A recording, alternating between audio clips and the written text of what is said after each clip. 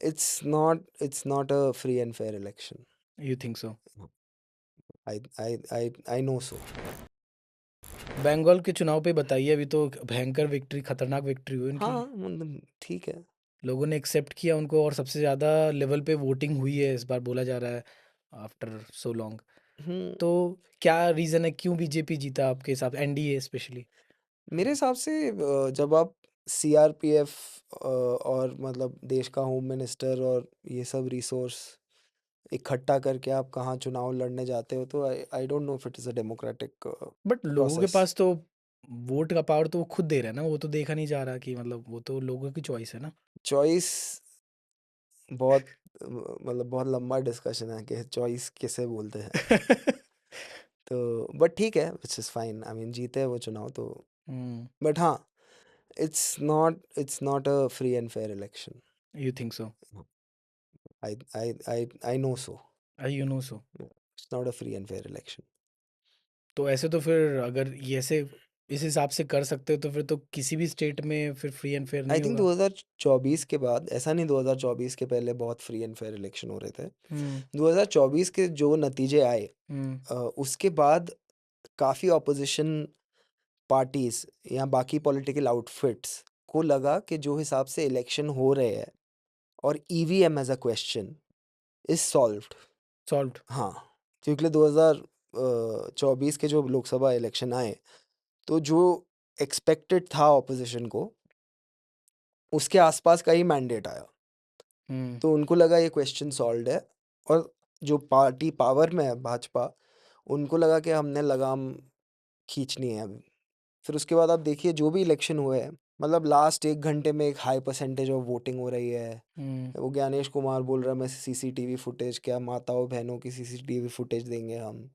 फिर आप जो उनको सीए एनआरसी से करना था, जो उनको एक्सक्लूजन करना था, वो सीए एनआरसी की जगह उन्होंने एसआईआर से कर लिया। हम्म। सो वो it's you can't call this a free and fair election. Amit Shah ji के बारे में आपका क्या लगता है, जो आप वहाँ पे जाकर के उन्होंने किया कि मतलब वो तो लॉ एंड ऑर्डर वो तो बताया ही जा रहा है कि लॉ एंड ऑर्डर वहाँ पे ना गड़बड़ हो, इसके लिए वो वहाँ पे थे। हाँ, पर आपको वहाँ फिजिकली प्रेजेंट होने की ज़रूरत नहीं है लॉ एंड ऑर्डर कंट्रोल करने के लिए, और आप देश के होम मिनिस्टर होम हो। मिनिस्टर हो। आप कोई मतलब बंगाल के होम मिनिस्टर नहीं हो। हम्म। यहाँ जहाँ चुनाव हो रहे हैं आप वहाँ के होम मिनिस्टर नहीं हो, आप पूरे देश के होम मिनिस्टर हो। तो अब आप बोलोगे कि घुसपैठिए आ रहे हैं और चुनाव चुराने की कोशिश कर रहे हैं और ये सब, मतलब आप अगर वहाँ पे अपना पूरा देश का मशीनरी आप लगा के बस एक चुनाव जीतने की कोशिश करोगे, and but don't you think कि ममता दी का भी जो सेंटिमेंट था उनके लिए, जो 15 साल से वो राज कर रही थी, हाँ, तो वो भी तो प्रॉब्लम था ही ना already. Of course there will be anti incumbency जब कोई 15 साल राज करता है। हम्म। और ये मतलब भाजपा के साथ और ये मोदी जी गवर्नमेंट के साथ ऐसा क्यों नहीं हो रहा कि मतलब वो भी तो इतने साल से, अब तो तीसरा टर्म चल रहा है। मतलब they didn't get a clear mandate ना इन 2024। हम्म। They are in alliance.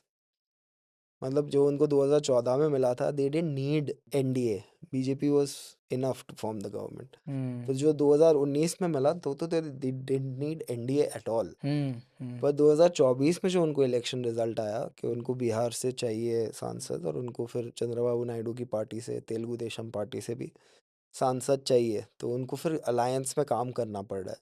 Bihar के लिए पैकेज निकालना पड़ रहा है। तेलुगु देशम पार्टी का आई थिंक एक civil aviation minister I think TDP का है, हम्म। तो मिनिस्ट्री देनी पड़ रही है किसी को वगैरह।